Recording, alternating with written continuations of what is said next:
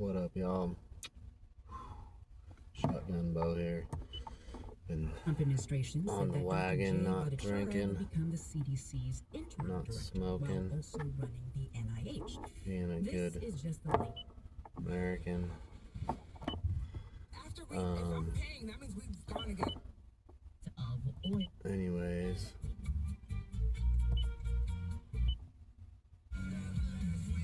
I wanted to share this story. I recorded it on this other phone, but the other phone's a piece of shit, and it was way too long. It was like 20 minutes or so. But it's basically the first time I got recruited by a federal agency, so like, no big deal. Happens to everybody, right? Anyways, I was 23 years old, and I just got accepted to Chico State University, and I was living with my girlfriend, who I'd given a promise ring, Caitlin Starr. This amazing woman. Really happy for her. She's married with children. We're still in touch. And I wanted to marry her. I was 23, she was 22.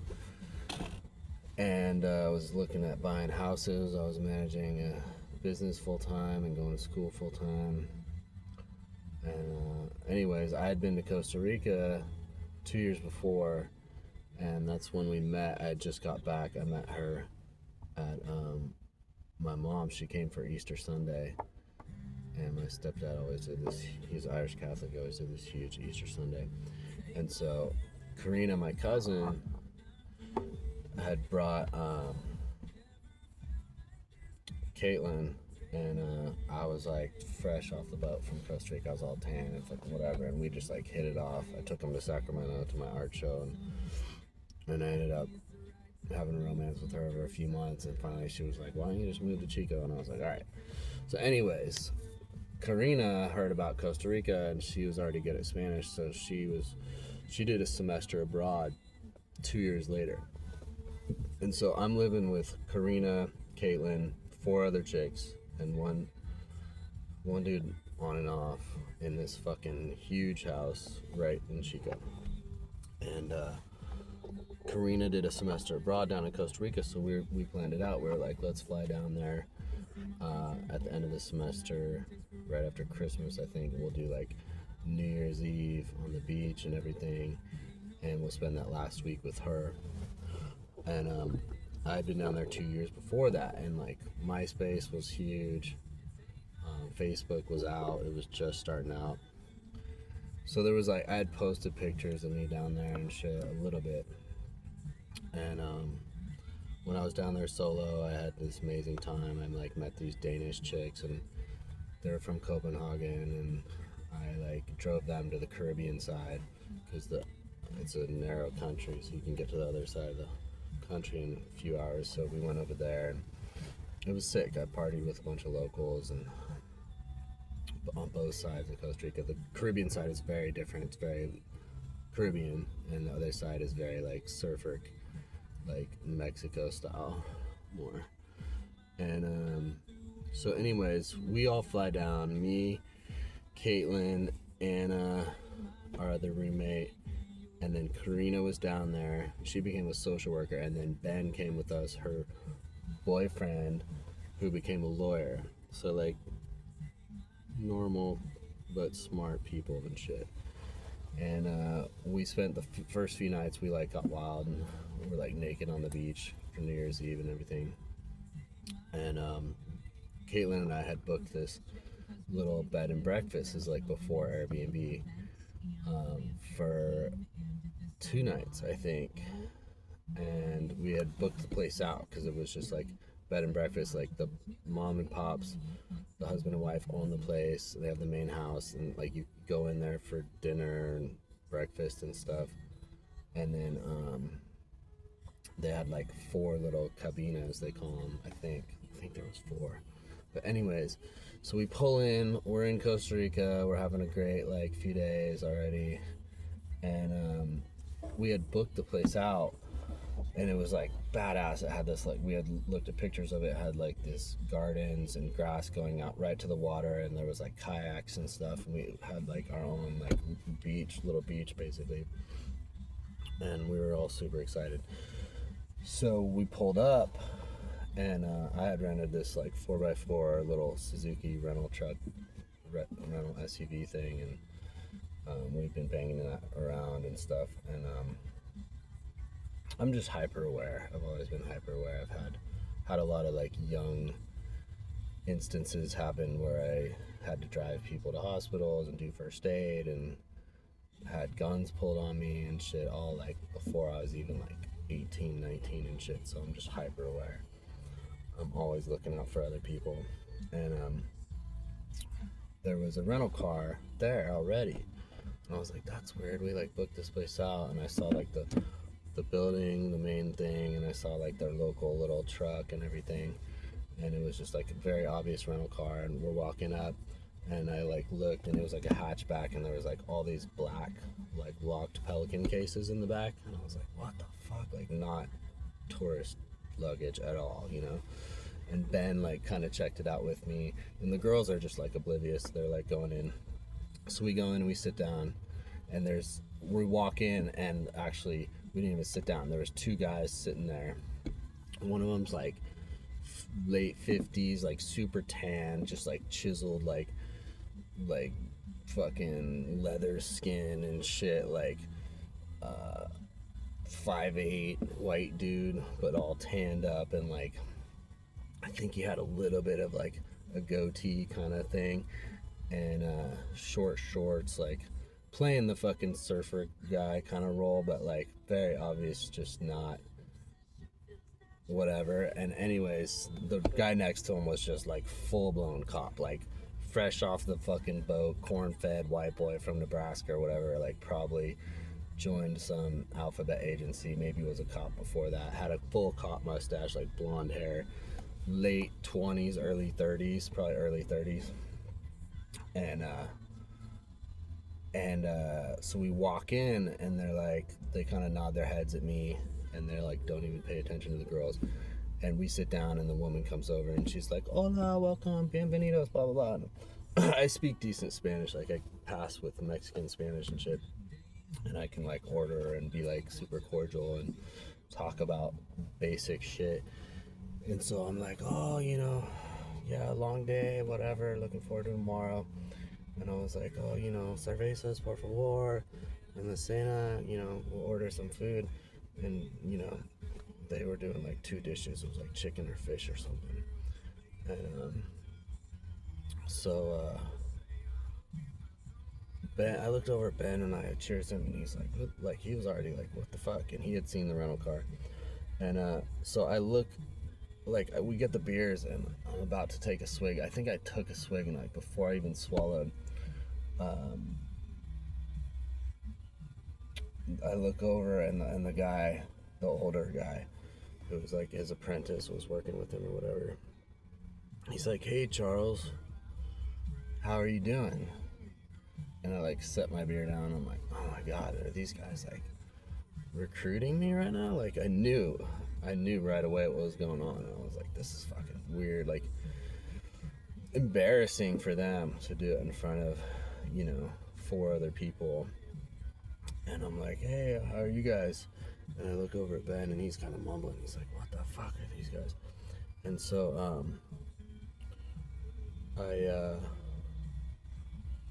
talked to the lady, and I think I ordered the fish or something, and she goes, she gives me like a look, like, you know, like they're kooks or whatever, like they're just obviously like cops or feds or whatever.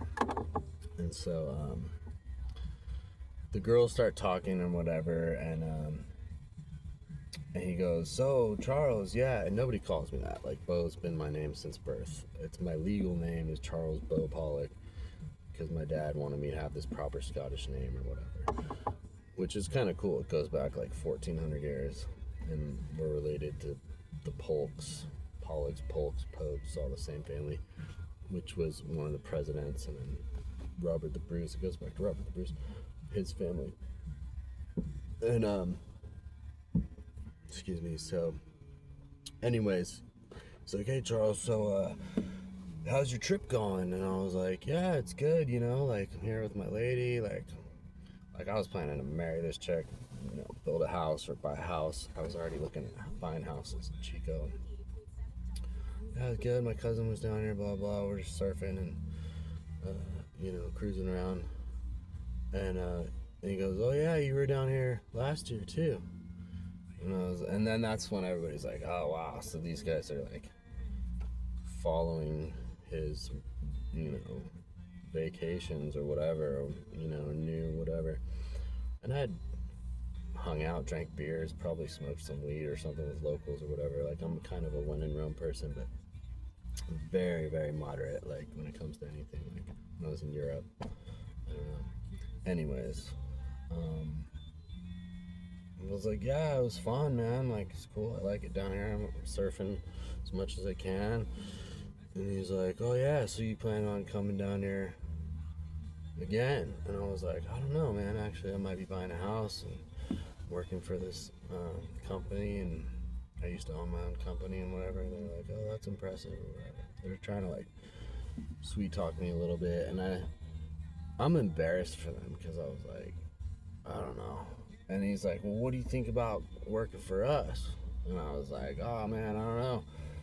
You know, like I didn't even want to say, oh, what do you guys do or whatever. It's like obvious. Like I think he was CIA, and I think the corn-fed white boy was DEA, and they worked together a lot. So I was like, and the corn-fed dude was like smiling and like at me and trying to like look all nice, like, hey, yeah, come work for us. Like you seem cool or whatever. This is before I even had any tattoos or anything, and so I was like, yeah, I don't know about all that. And I kind of blew him off because I was just like, power move, whatever. And I was like, yeah, I'm hungry, whatever. And I look over at Ben and I was like, you want to go smoke a cigarette? And he's like, fuck yeah. And so we go outside, and I wanted to scout their car, and I wanted to show him like what was going on. And we get down the stairs, and he's like, oh, what are those? He's like already saying, what are those guys, like fucking feds or something? And I was like, I don't know, let's check out their fucking car. And for some reason I knew it was going to be unlocked because I saw the Pelican cases in the back and they were all locked. And they knew that I'd probably scouted their car on the way in, and then I would check it out again. And I was like, cover story. So like I light my cigarette, I'm like, I'm like, yeah, tomorrow's going to be great. We're going to be out on the kayaks and shit. And he gets it and he kind of scoots back to see them. And I'm like, we're kind of signaling. Ben was sharp. He became a lawyer. So he's like got eyes on them, but he's like bullshitting, kind of walking around, not pretending like he's just watching them. And I'm like, cough, and I open the back of their fucking, cough loud enough so they don't hear it. I crack the hatch on their hatchback, and I'm like, dude, I gotta see what's in here. And I am a man of karma. Like I don't steal from anyone, I don't cheat on my ladies, I don't do anything. But I was very disrespected because I'd already thought about going to law school or maybe law enforcement. I tried to join the military at 21 after September 11th, but I couldn't pass the ASVAB because I graduated at 16 and I didn't take pre-algebra or none of that. And they were like, you're flying colors and everything, but they're like, you got to go back to college and do math for 2 years. And I was like, fuck that. So anyways, I was just really like, they had already said, you know, oh, you want to come down here more often and work with us or whatever. And I was like, it's embarrassing. Like, you're going to offer me to work for you. It's obvious you're Americans working for one of the alphabet agencies or two of them or whatever. And you're going to blow my cover before I even have any? Like, what the fuck, dude? Like, what's up, bro? Like, you're a fucking... Like, why... would I, like, even though those people, I love those people, I'm still in touch on speaking terms with all those people or whatever, and like, you're gonna put that on them that they would know that I would be going down to Costa Rica working for the American government. Like, bro, that's a lot of pressure for them to know, especially with like Facebook coming out and all that. I'd be like, the whole thing, and like, I would never rat anybody out either. Like, I never have and I never will. So like, if I was working down there, I'd expect to be doing something fucking cool. So it wouldn't be some bullshit with the blow trade and like whatever fucking surfer guys from Australia buying fucking blow and shit. Like, I don't give a fuck about that. I would have been like, put me on something cool. But they blew my cover before they even gave me a job. And that to me was just like, bro. So anyways, we're outside. I'm fucking looking through the cases. I'm looking for a stack of cash. Honestly, I was going to just take it and then be like, it was going to be like the power move. Be like, okay, you want me to work for you. What can you do for me? What are you going to pay me? Whatever. Because I knew that we were going to talk money eventually. And I knew they weren't leaving until they got an answer from me. And they didn't give a fuck about the other 4 people that was with me. So, anyways, he's like, dude, what the fuck? These guys, blah, blah, blah. And I was like, I don't know, they're like recruiting or something. And so I was like, go around the other side. And he's like kind of covering. I'm like, I'll go check on them. And I kind of like walk around and I got my beer in my hand. Bullshit. And yeah, let's go surfing, da da da da da. And so he pops the glove box. I'm like, look fucking through there. And like fucking 4 passports for the younger guy pop out. And I'm like, this is fucking bullshit. Nothing interesting like to grab. And then I fucking come in the other side and I pop the like middle glove box thing like this. And the fucking older dudes, fucking 4 passports, all worn, 2 of them like all worn out and shit. 3 different countries and shit, England and fucking whatever. Should have asked to hear their accents. So anyways, I'm like, put the shit back, whatever. So we go back inside, we sit down, and I'm like, food's there, I'm like stoked. I fucking hadn't eaten since fucking lunch or whatever. I was like, my girl, Caitlin, I was like, she's looking at me finally and being like, yeah, these guys are fucking weirdos. This is, you know, they were super nice. They, you know, like, I love America. I'm a patriot. I love the government. Most of us do. Even the liberals are very patriotic in their own weird, stupid ways. But I was like, so anyways, blah, blah. And then he starts, they're kind of talking and trying to get me to overhear what they're talking about. And I'm not even listening. And then finally he's like, so, well, anyways, we're going to let you guys enjoy your night or whatever. But, you know, just so you know, it'd be $10,000 a month. And everybody's like, we're all like, lower middle class, fucking trying to pay our way through college or whatever. And then everybody's ears perked up at the fucking table. And it was like that moment, that movie moment, right? Where like these guys are recruiting me. They showed up at our little bed and breakfast, privately owned little place, knew me, knew that I'd been to Costa Rica the year before, knew whatever, like my style or whatever I had online at that point. And that was it. That was the cheese. That was the cheddar, like $10,000 a month. For me, that was huge, dude. 120 a year, like cash off books. I could still be working for whatever I was doing and shit. And I just looked at him and I was like, hey man, I'll think about it. And that was it. Like, I didn't say, I just cold shouldered him. And honestly, like, I don't think these guys, like, I'm sure that the older guys recruited hundreds of people probably, if not thousands over his career. He was probably in his late 50s. So to me, in that point, at that like situation of being like a surfer guy in Costa Rica, $10,000 cash a month, like probably, you know, you're gonna get perks and shit. They're gonna pay for all your fucking flights and all that shit too. I'm guessing that like 990 out of 1,000 people that he's recruited, like 990 people took the offer, you know, because they went for specific people. I know at that, I don't know. I've been recruited and I've had, I call them sit downs a couple times over the years, right? Since then. But I'm the type of guy that I'm like, I excel in any career I want. And I'm like, all right, so if these people want me to work for them, that means they need me, right? When you work for somebody, they need you more than you need them, because there's other jobs out there everywhere. So I'm like, well, what if I don't need them? I'm like, straight up, ice cold, like, what if I could literally create my own law enforcement agency, which I have. That's why I studied law. That's why I went with security first, because I was like, look, I'm gonna fucking learn the ropes. the hard way too, like stabbing, shootings, crazy fucking fights all the time. And then I started working with law enforcement and had to pay them whenever I had celebrities at my events and shit. So I paid my dues the hard way. And now I'm like self-recruiting again because like I had other times, and I'll post another story. It did go to 20 minutes. That's what it was last time too. But like I wanted to post the other one. The other one I probably was funnier and lighter and shit, but I had it on this old phone that broke, so I was trying to get it off there. The screen's cracked. Anyways, I'll post about a couple other sit downs.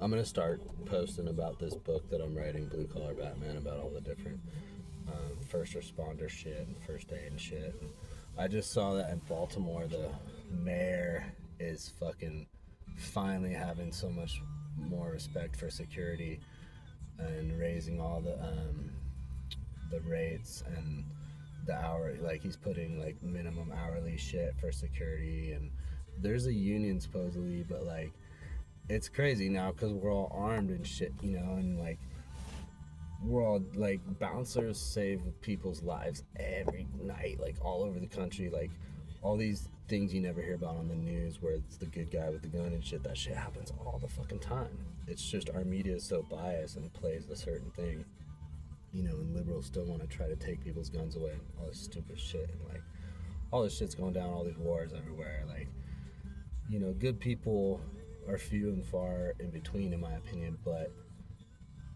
there's still like decent people everywhere, and a lot of decent people will help out, you know, their bystanders and shit, like Good Samaritan shit, you know, when there's 4 people beating up somebody on the sidewalk or whatever, some guy will jump in and be like, what the fuck, you know, like. Anyways, yeah, that was the very first time. I was fucking honored in a way, but I was pissed off too, because it was like, if they had offered it to me on the slide, been like, even if they had done the thing where they were sitting there and, you know, everyone knew what the fuck, who they were, if they had just been like, well, you know, like done the first introduction, like, hey Charles, how's your trip going? Okay, cool. Oh yeah, cool. I'm gonna have a cigarette. Oh yeah, I'm gonna have a cigarette. And then it was just me and them, or even me and them and Ben, because men talk about men shit, and this is something I really, really realized over the last 10 years, is that certain women can talk about war and be in the room when men are talking about war and talking about, you know, anything like mafia shit or gangster shit or law enforcement shit. And, you know, they watch all these real crime shows and all this shit, and they watch movies about war, and but then I realize that's a small percentage of women. A lot of women don't want to hear about war. They don't want to know about war. They don't want to hear about, you know, and then they do end up seeing about it, or like a headline about it, and then it just like, I don't know, like men need to be men. Men need to talk about men's shit. And it hit me really hard that I couldn't bring up certain topics around certain people. And I was like, I've learned that the hard way. And now I'm thankful for all my lessons that I've learned. I was honored for that shit. And I was stoked in a way. And we all never even really talked about it. You know, they were all sitting there listening to every word. And I think maybe it got brought up once or twice or something about something.